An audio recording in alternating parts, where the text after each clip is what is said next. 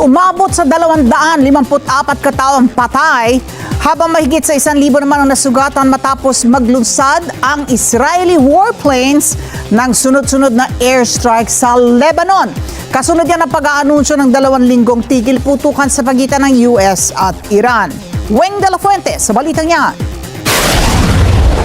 Kasunod ng anunsyo ng 2 linggong tigil putukan sa pagitan ng US at Iran, naglunsad ang Israeli warplanes ng serya ng airstrike sa Lebanon kung saan matinding tinamaan ang Kapitolyo na Beirut.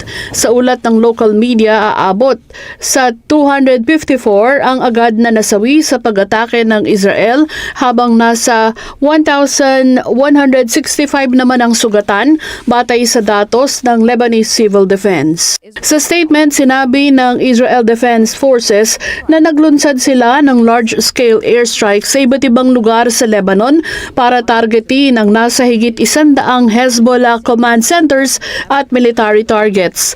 Dagdag pa ng IDF na ito ang pinakamalawak nilang pag-atake mula nang magsimula ang US-Israel war sa Iran.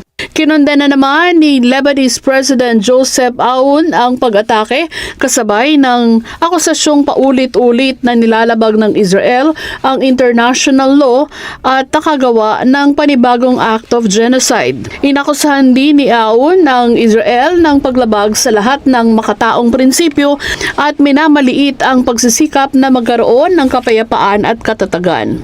Nanawagan din ang Lebanese leader sa international community na umaksyon para sawatain ang agresibong hakbang ng Israel na isang banta sa regional security.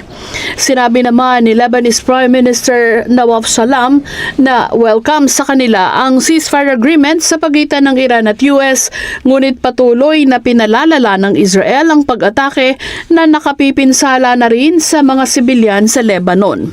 Samantala, nilinaw naman ni US Vice President J.D. Vance na hindi sumang-ayon ng Amerika na masakop ng ceasefire agreement ang Lebanon gaya ng paniwala ng mga negosyador ng Tehran. Ang posisyon anya ng US ay nakafocus sa ceasefire sa pagitan ng Iran at US allies kabilang ang Israel at Gulf Arab states.